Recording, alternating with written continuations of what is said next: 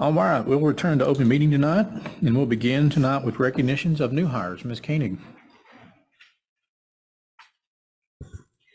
Good evening, everyone. Of course, in Lovejoy, it is a tradition to give our professional new hires a pen so they can write the next chapter of their professional career with Lovejoy, and an apple to symbolize the highly role of educators in our schools and in our community. So I'm going to ask Caitlin Elridge, the principal of Willow Springs Middle School, will you please come up, introduce your new hires to us?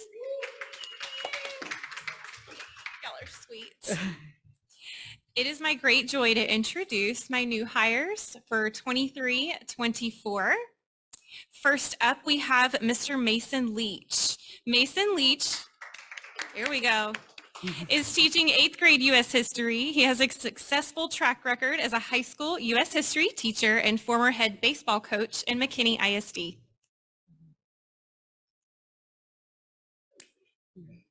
Next, we have Coach Michael Ramos. He is our boys athletic coordinator and teaches strength and conditioning, having brought the whole family to Lovejoy, as his wife is also teaching in our district. Miss Haley Wilborn. She joins us from Princeton ISD. She is a dedicated theater director with personal experience as an actress. Miss Mallory Sizemore. Joining us to teach 7th grade science, having graduated from Sam Houston State, has experience teaching in McKinney ISD and Bryan ISD. Coach Dylan Dubuque. Coach Dubuque is a new Texas resident, coming to us from New York and coaching multiple sports, including high school and middle school wrestling. Miss Resmi Mohan.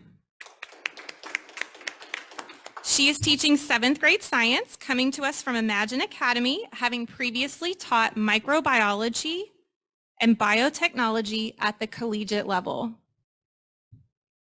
Miss Reagan Campbell. She is teaching 7th grade RLA, first a Lovejoy community member, raising her children in our district. She joins us from Irving ISD, and we're happy to welcome her home. Mr. Zachary Paxton. Mr. Paxton is a proud graduate of Lovejoy ISD and comes to us from the Shelton School. We're happy to welcome home another Lovejoy Leopard. Mr. Nick Lavecchia. Mr. Lavecchia comes to Lovejoy from the Winston School in Dallas, where he served as the yearbook sponsor and previously in a career in educational publishing. Thank you. Okay, y'all can all scooch together so we can get a picture. Mr. Lewis.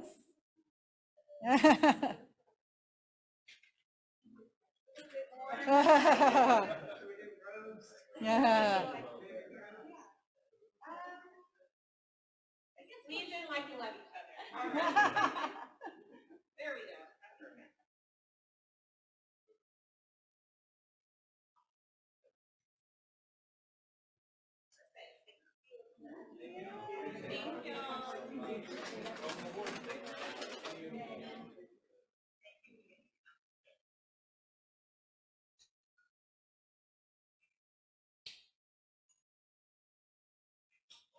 All right, thank you all so much and welcome aboard again. Item 6 tonight is public comments for agenda items. There are no comments tonight. Thank you very much. Item 7 is our board legislative subcommittee update. I'm up. So just to get started, I'll do a brief recap. Of course, at our September workshop, we discussed as a board that we anticipated that the governor would call another special session to focus on education. We brainstormed as a board as to what we were hopeful we would see in that special session, and that led to the development of a revised set of legislative priorities that we discussed and adopted at the September meeting. And for those that are just now listening, we hope that you are able to go back and take a look at those. So since that meeting, of course, the governor has announced another special session. He put that out on Friday, October 6th, right before we were all going for fall break. And then the session gavelled in last week while we were out. And so the governor has identified two priorities initially. One would be the passage of legislation for education savings accounts, and one for border security. So importantly, I think that the number one thing I would take away is just that there was no priority identified for public education funding or for teacher compensation, and that's disappointing to us. But I think that it's important that that our community is aware that the session is underway. There is legislation being proposed in both the House and the Senate now related to education funding. And we are hopeful that our legislative priorities will be heard and will be addressed in this session. Any other updates? Thank you very much. Item 8 tonight is, again, on the legislative side, discussion and action on our school board letter to our state legislatures and to the community. And along those same lines, following up on Julie's statements, much work's been done. Grateful for our legislative committee doing some heavy lifting for us here. And our letter to notify our representatives of the priorities that are existing here in Lovejoy and the actions that we ask them to take to represent our interest to keep excellence in Lovejoy and to keep us unique. And so these letters are going to be on behalf of the entire board. Each of you will have your signatures on them. And the letter to the community will make that same letter clear to them, as well as comments from me about our positions. So would like, since we're all going to be signing it, for you all to have a moment to give input and or any requested changes, and then to take action to approve that letter going out. Comments or changes, anything you want to pull out just for notice to the community? They'll be getting it, obviously, so, but any comments or changes? If there's none, we'd consider a motion. I'll make a motion to, as a board, to sign the letters as presented. So moved. Mark Wheelis, second. Jason James, all in favor? Aye. Opposed? Thank you. All right. Item 9 is presentation, the preview of the 22-23 financial audit. Mr. Willman.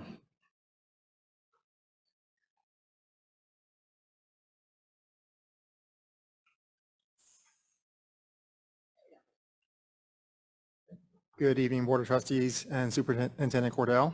Tonight, we wanted to provide you with an update on our audit. Our auditors have completed their work for the 22-23 school year, and they have provided us with a preliminary report for our review.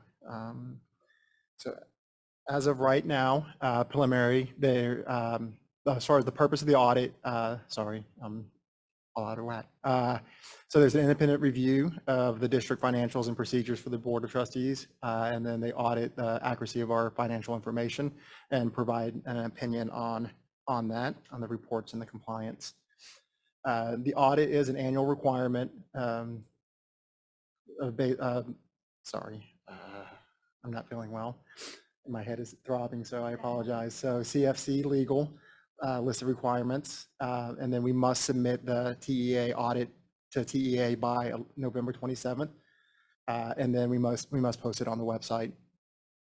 So the overall procedures, as we routinely updated the board on, is from July through September.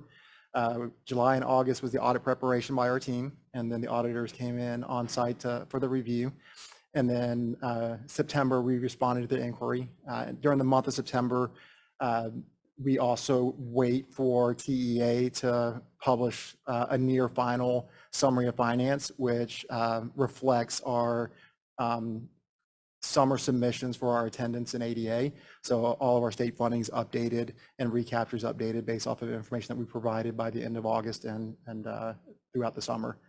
And then at the end of September, early October, just recently, the auditors provided us with their proposed adjusting journal entries, which we're going through right now and making a decision on whether we accept those proposed entries. And then we also throughout the process, also recommended some entries that we would like for him to consider.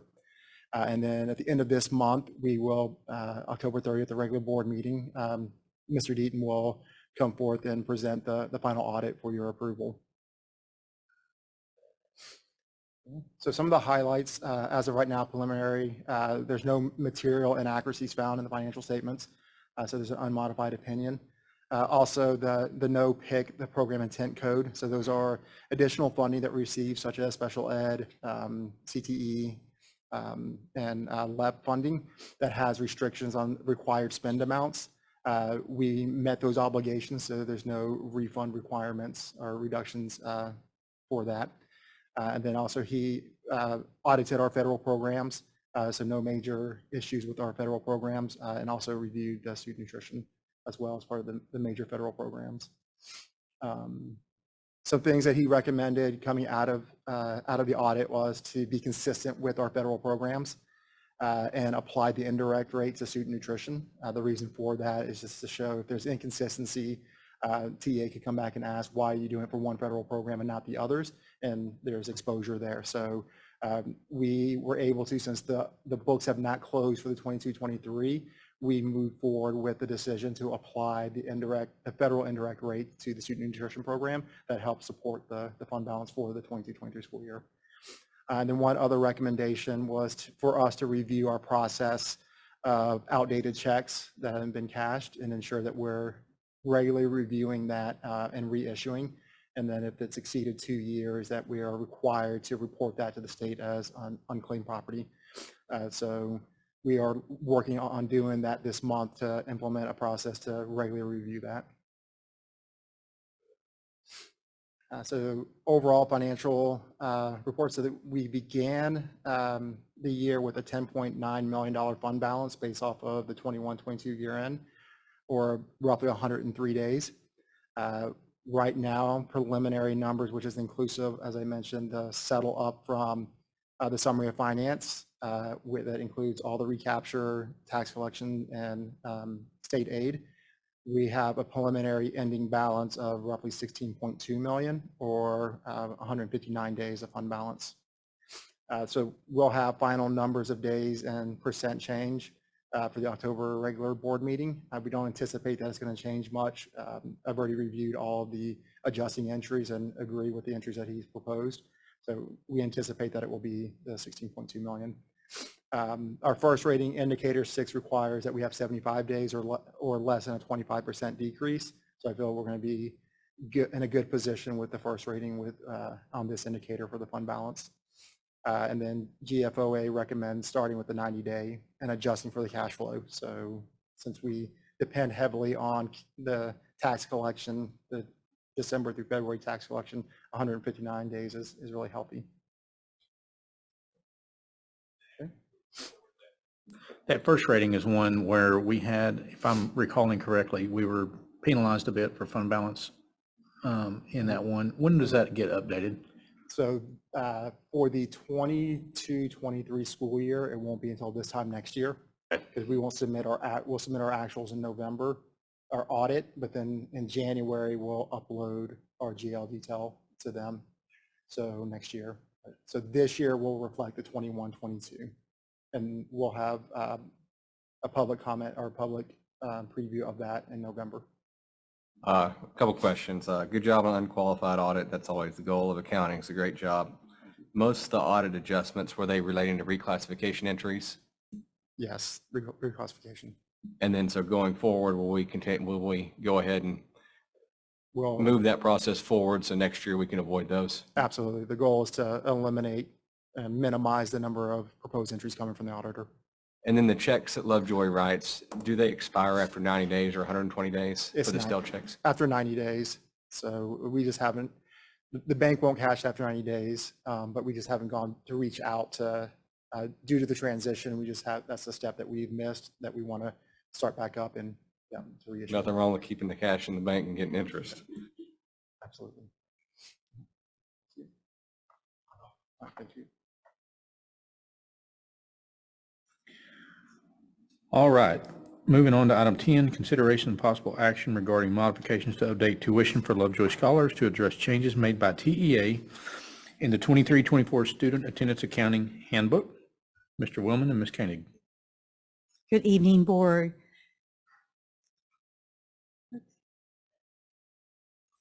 Tonight, we're sharing a change that was made to the Student Attendance Accounting Handbook, the SAW, for the 23-24 school year.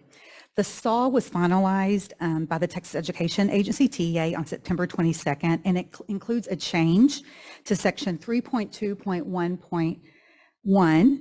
I'm going to show you, here was the change document. The slide shows the revision of the change document and the bullet that was added at the end of the section. And as you can see, the bullet that was added at the end of the section talks about or references a non-resident student who is charged tuition for the purposes of reducing local revenue. I wanted to refer back to the attendance accounting handbook that was last year for the 22-23 school year.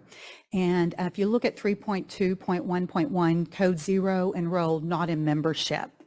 So the code 0 is a student with an ADA eligibility code of 0 is not eligible to generate ADA or FSB funding. And here you can see that there are 6 bullet points that are addressed in the 22-23 school year, and the next one for the 23-24 school year shows the change. So once again, in this one, the SAW for the 23-24 school year, another bullet was added that states a non-resident student who is charged tuition for the purposes of reducing local revenue would receive a code 0, which means that the student is enrolled but not in membership. So the last statement on the section confirms that a student coded with an ADA eligibility of 0 is not eligible to generate ADA or FSP funding. So basically what we're asking is this change requires the district to make a decision, so either to receive tuition or ADA funding. That is new this year, and as you can see, it was not posted in the SAW or the Student Attendance Accounting Handbook last year. I'm going to turn this over to our CFO, Thomas Willman, to discuss those financial implications of the SAW.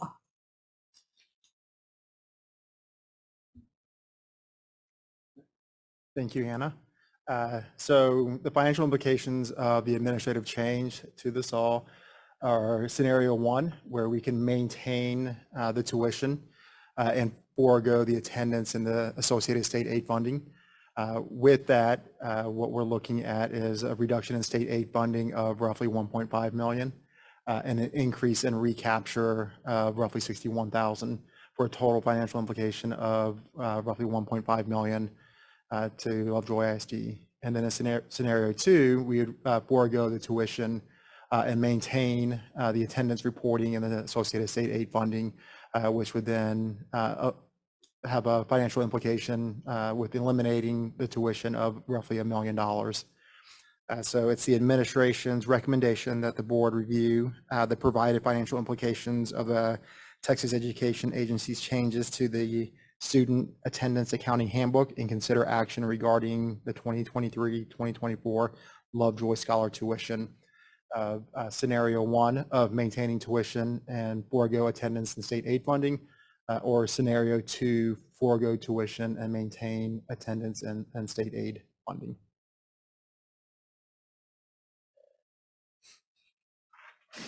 Question. So, Anna, this seems sudden. When was this change effective?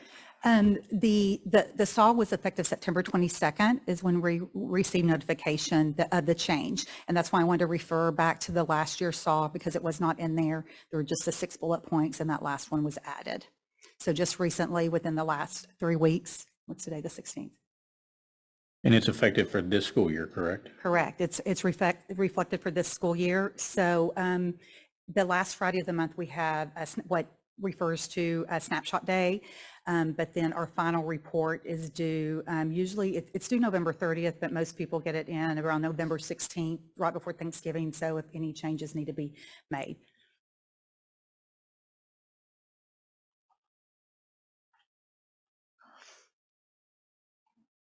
So I think, I feel like I just want to step back just a minute, make sure I understand, just being so, you know, intimately focused on the 88th legislative session. Right. And we discussed as a board, we discussed with the community, the impact of some of that proposed legislation down in Austin in the spring, that was going to potentially impact the scholars program. Correct. And that didn't pass. Those legislation didn't pass. But here we are, kind of with the addition of a single bullet in page 1.2. whatever. Page 36. The TEA has effectively made that change for us. And in order for us to report our attendance accurately, we will have to make the decision between getting the ADA, which, just to restate for everybody, is that this is the basic allotment per child, right? We'll have to make a choice between the basic allotment or the tuition. Is that correct? That is correct. As a result of that change, we have two options. Option one is collect tuition and lose 1.571 million, or collect ADA and lose 1 million effectively.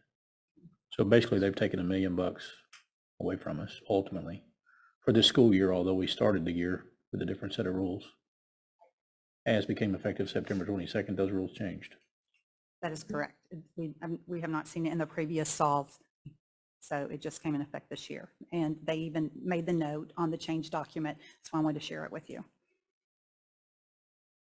So if we forego tuition, what happens to the families that have already submitted a tuition payment? We will issue a refund once the decision is made, start the process tomorrow. We hope to have all the refunds issued by this time next week. Well, one thing's for certain, that those folks who've come here in our transfer program are Lovejoy Leopards now. And I know that as a board, we want to ensure that those folks graduate as Lovejoy Leopards. And our intention would be that they have a place to attend as a transfer, whether they're paying tuition or not. These folks voluntarily saw value in our programs, came and invested in it on their own accord, in their own will. And it's not their fault that we can't accept their funds in the form of tuition. So, I mean, I think it would be our intention as a board, and you all can speak up, but I certainly would love to see these kids graduate from Lovejoy. I agree. I feel like I also want to make a statement that this is the impacts in Austin impact us, and that small rule changes like this take away our ability to run our programs or have local control in these types of funds. So this is another point in time where our voice in Austin is so important. Yeah, I would agree with that. The sentiments expressed by Barrett and also Julie. We spent a lot of time this summer during the regular session, legislative session, opposing bills that would mandate certain aspects of a transfer program and prevent us from charging tuition. Those bills failed. I know our lovely state senator has filed another bill like that in order to number one, mandate that all school districts accept transfers regardless, well, based on capacity, an ill-defined concept of capacity, but, and prohibit tuition and have an acceptance criteria by which you're basically performing a lottery to see what students are achieved admission into the district. Not certain that's going to change this fall because of the very specific special session parameters that they're currently acting under. But I want to make it clear that while we were successful in fighting changes to the transfer program legislatively, this has been done to us administratively, kind of, I'll just say it, under the table. And so, we have to react to it, and based on being financial, stewards of the district. I mean, we're looking at a lesser of two evils, 1.5 million or 1 million. Again, I want to point out that this is being done to us, not by us, and we are having to make a decision based on these administrative rule changes that occurred way outside of the legislative process. I also want to emphasize Barrett's point that these are our kids, these are our students, these are families that we care about. And this has been a lot of uncertainty and back and forth. And it is our intention to love these families and these students all the same, regardless of all of the up and down of legislation and administration, TEA, all of that. It's our intention to continue to allow them to be a part of this Leopard family, for sure. So you've got proposed budget or proposal to amend the scholars program here. And we need to make a decision, take action appropriately. Obviously, taking the lesser of two evils seems obvious, but we need to formalize that with a motion, a second, a vote.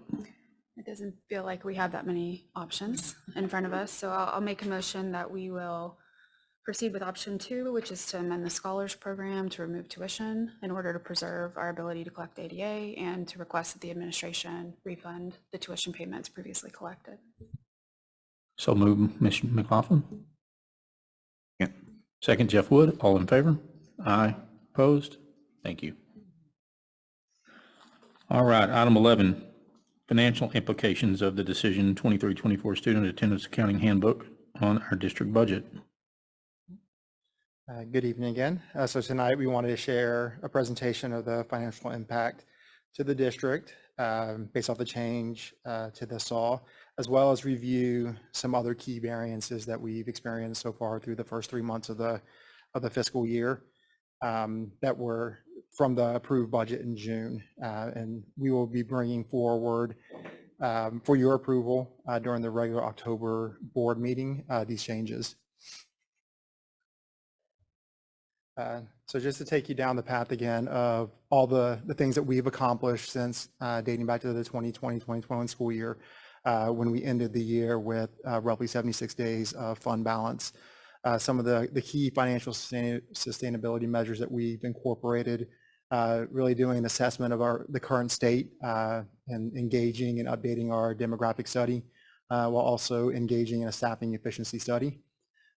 Development of a 3-year budget projection financial model that provides some visibility into the decisions that we were making in the current year and the impact that it had 3 years down the road. And then also the formation of the community-based financial sustainability committee. And then also the establishment of the board budget priorities with restoring the fund balance, employee compensation, attendance, and enrollment. And then also the past few years, really diving in and doing a zero-based budgeting process, while also implementation of some different financial efficiency measures that assisted with restoring the fund balance. Prior to the actions that we're having to take, we've made great progress towards that. Yes. Very thankful for the work we've done so far. Yes, absolutely. We made tremendous progress and a lot of work, hard work that was done with everyone that was involved. So when we look at our budget priority of fund balance, we take a look at our 21-22 year where we restored the fund balance with a surplus of roughly 2.4 million and increased the days of operating expense from 76 days to 108.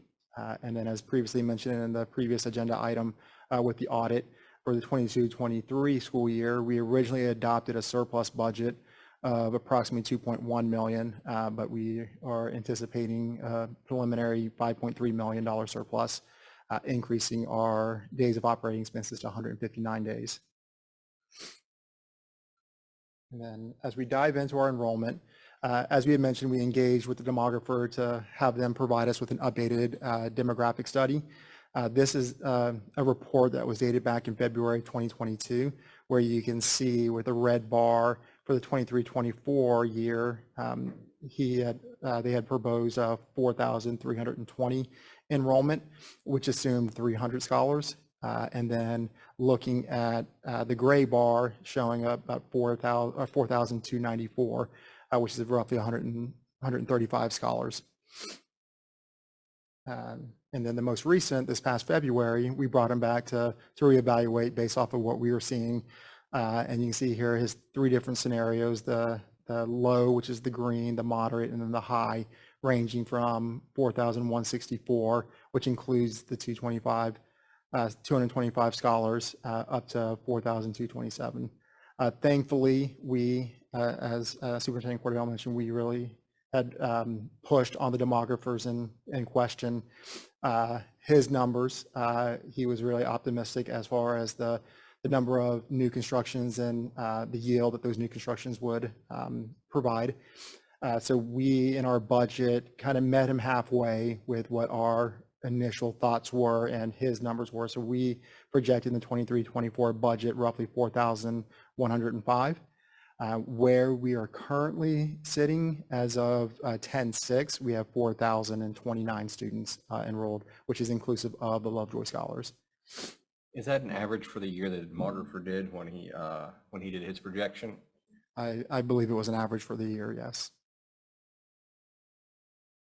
So in the 4,029, it does represent a moment in time, which is as of 10/5, and not the average. And I'll show the average on the financial statements when we get there. So the other priority is attendance.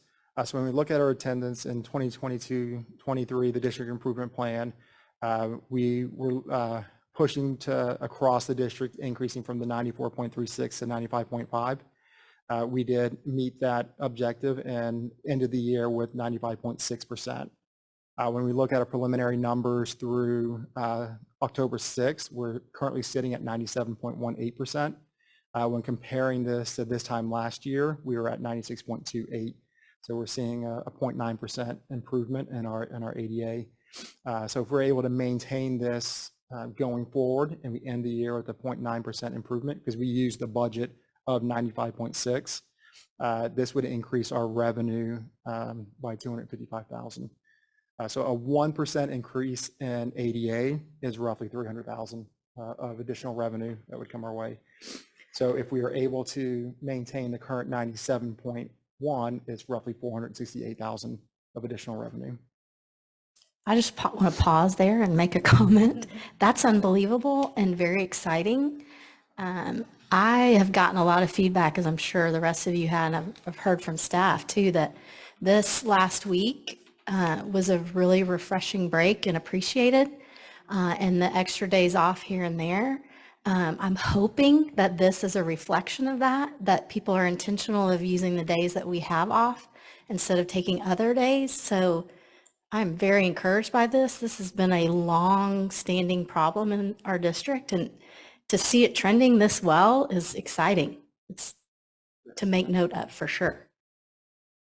Yes, agreed. Thank you. So as we look at the proposed budget amendment 1 that we'll bring forward at the regular meeting, some of the key things that will changes that will be reflective in the proposed amendment will be the tuition, the Lovejoy scholars from the most recent agenda item that we just approved, which is the $1 million reduction in the Lovejoy scholars tuition.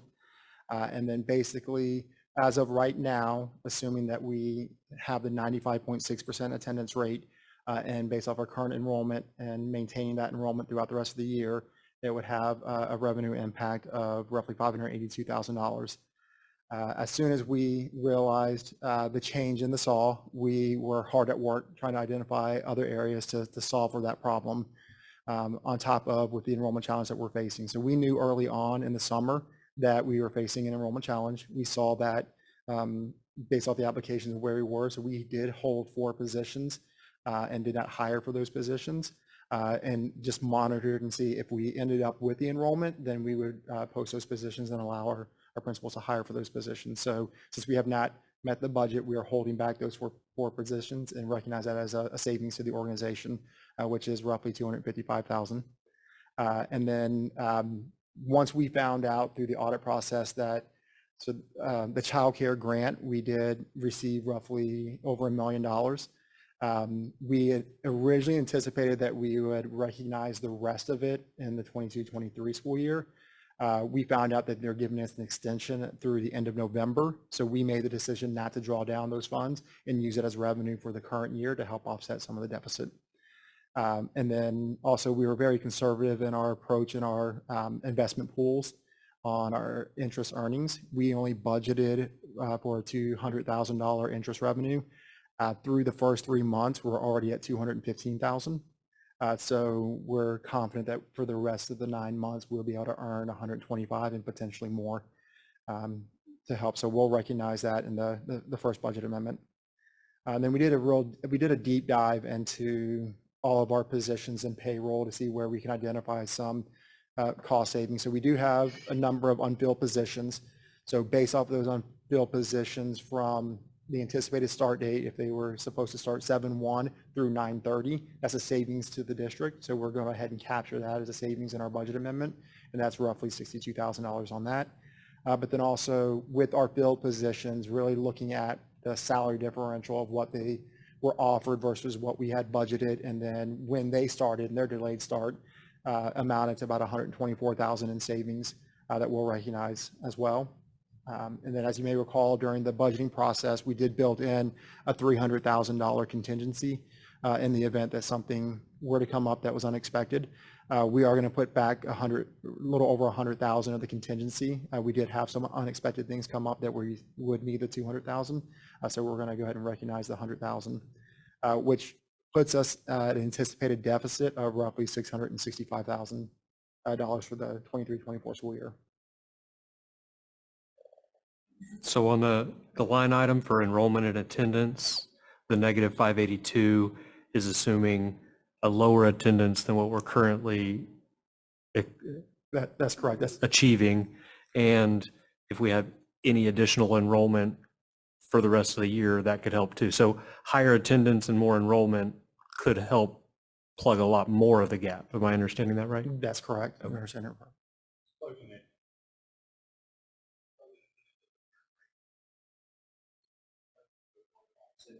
Yeah. So that's correct. We're using the budgeted rate of the 95.6. So any improvement to that will benefit us. And then if something really crazy happens and the basic allotment is adjusted, this will be adjusted too. Absolutely. If anything comes out and increase in basic allotment or any additional funding. Using the budget rate on attendance, but is it using our budgeted attendance number, or is it using our actual current attendance number? It's using our current enrollment with the budgeted attendance rate. It's current enrollment down to the 95.6. 4,026. That's correct. Okay, okay, thank you.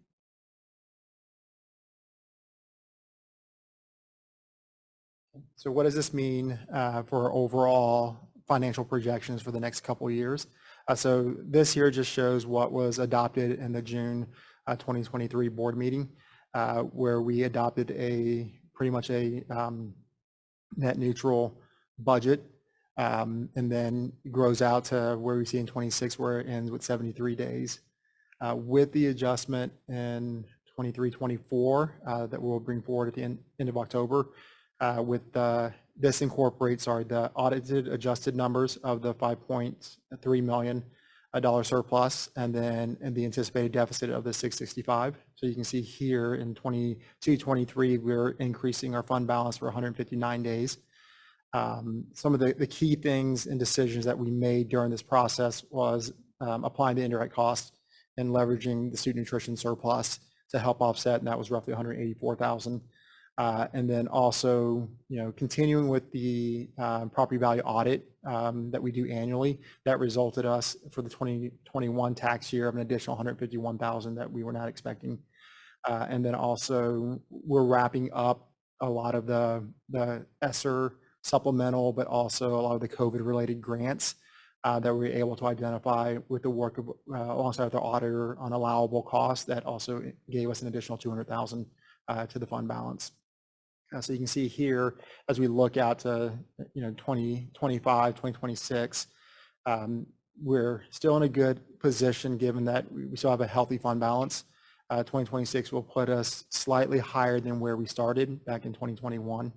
But this also assumes that we're maintaining the previous projected enrollment and not declining at the same rate that we have previously. And we are in better shape after the audit because our estimated ending fund balance was 15.3 and now we're at 16.2. That's accurate. Yes. So it looks like we're going to lower taxes a bit to avoid excess recapture. Is that correct?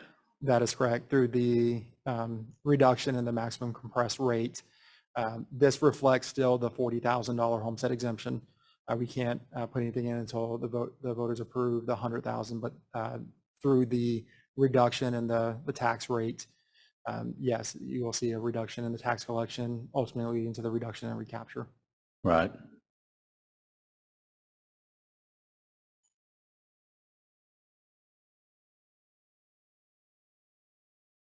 So, and then in the final slide, this just shows if we continue to trend in the next couple of years, our enrollment continues to trend downwards, and the impact that has to where in 2026, we're getting down to below where our initial starting point of the 76 days down to like 67 days.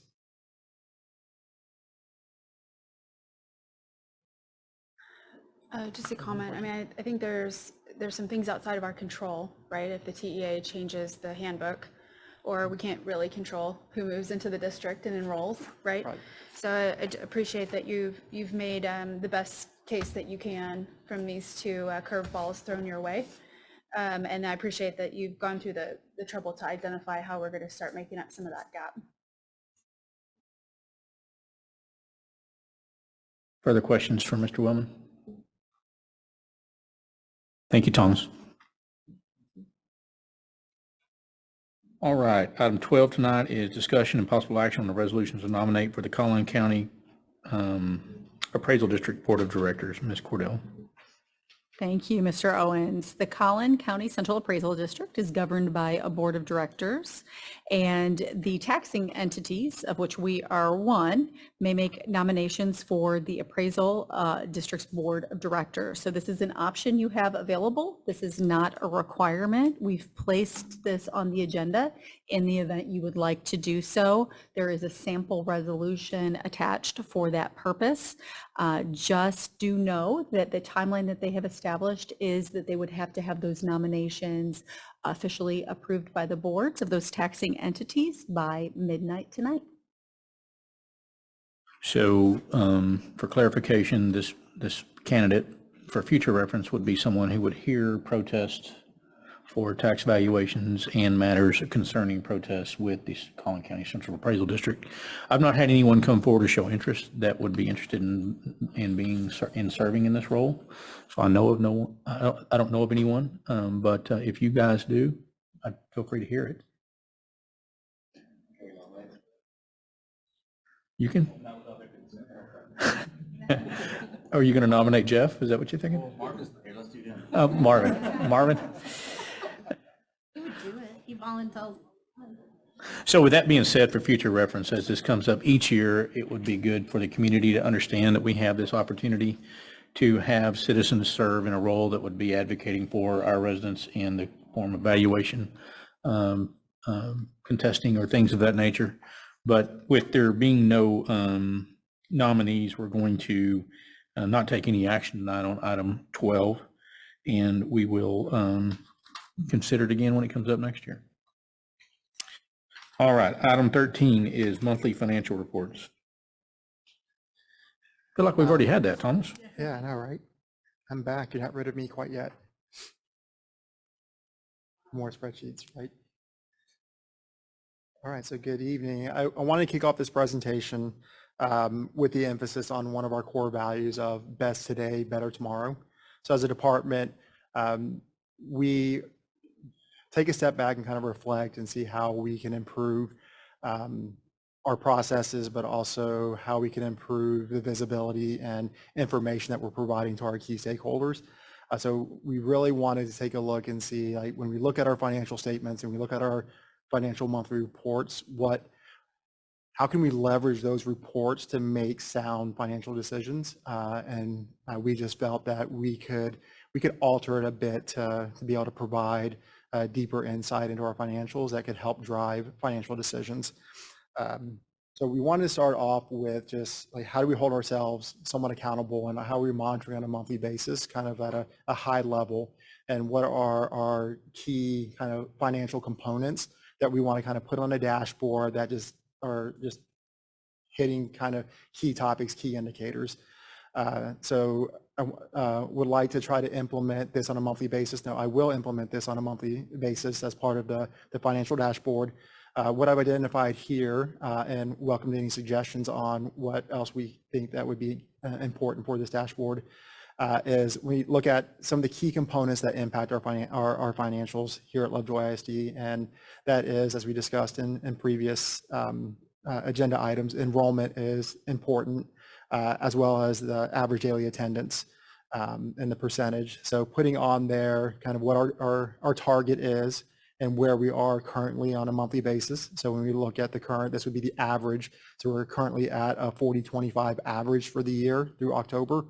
And then identifying where that is as far as, if we're exceeding the target or at target, that's a green light. But if we're in between 98, 99.9%, that's yellow, and then anything below 98% is red. And all of these are up for discussion to change. And then looking at some of the compliance components related to some of the board priorities, but also including looking at some of the first rating indicators that we can put on here. So as far as the compliance components, the days cash on hand, looking at it from a year-end perspective, we want to be in excess of 120 days, but then also looking at it and seeing on a monthly basis, what's the lowest that we want to go before we raise a red flag to be able to start planning and moving forward and saying, okay, we're below 45 days. We should be concerned and be thinking about alternative means to be able to make our monthly payroll and things like that. And then, on the INS side, just looking at some different measures, looking at the debt service coverage ratio, seeing if we're exceeding the 1.2 times as far as our revenue, and then what that looks like. But then even as we look at the potential of in the out years and with our capital planning that we're doing, if we need to leverage more debt, that we're looking not only at the current debt service, but in our current property values and our tax rates, can we cover our maximum annual debt service, and looking in the out years and seeing if we held constant with property values, that we can cover that maximum annual as well.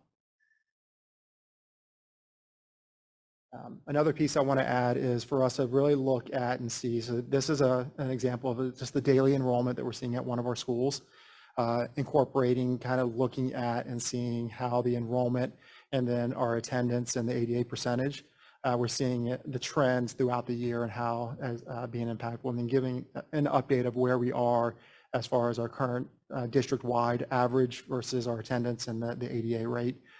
Ultimately, my goal would be we're building right now a database of historical information on daily attendance and daily enrollment that we can then leverage to be able to expand on this and improve, to be able to say, here's where we're at now, but based off of historical trends, we believe we're going to end up here. So kind of driving, being able to project into the future and where we think we're going to end for the current fiscal year.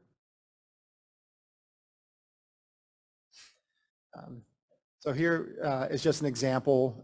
Some of this is preliminary September numbers in here. We're still closing the books for September.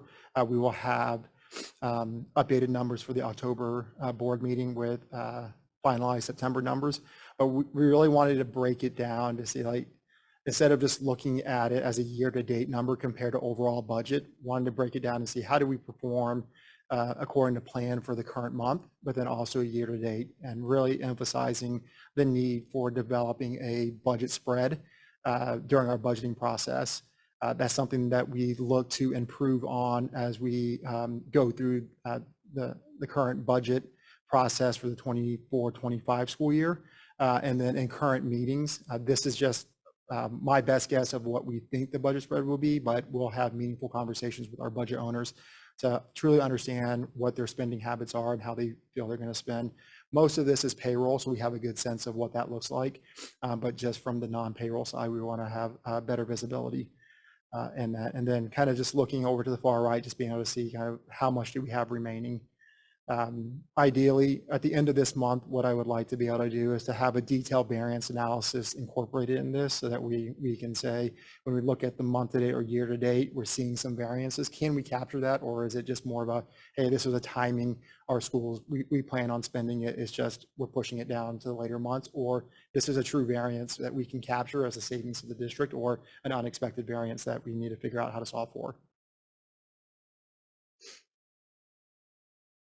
So the timeline of implementation of like additional statements and analysis, I am looking to bring forward in the October regular board meeting, the implementation of all the different, so we'll have the 3 different groups that the board approves, which is the general fund, student nutrition, and debt service, while also incorporating the implementation of special revenue. Even though we don't approve special revenue budgets, it does impact our cash flow and impacts, how we look at our overall government-wide financial statements. While the expenses may be restricted, cash is fungible. So when we manage our cash and our investments, we look at cash in totality rather than breaking them up in different groups. And then incorporating our balance sheet, which compares kind of current year to date, looking at our total balance sheet and cash flow statement rather than just looking at kind of what our cash position is in the current month. So just having that visibility into that. And then in the November board meeting, I would like to incorporate projections to where we believe we're going to be for the end of the school year and have a 12-month rolling cash flow. So we can kind of look and see kind of where our cash flows dip and kind of what that looks like and be able to project that out. And then also implementing a government-wide statement. So you can see all 3 statements on a government-wide level. Yeah, Thomas, That's all I have. it's an awesome job, excellent. It helps us do our job when we have such detailed information. And it's a Fortune 500 business does it like this, where they have the monthly actuals and the budgets and the variances, and then the year-to-date and variances and remaining to spend. So excellent job. Thank you.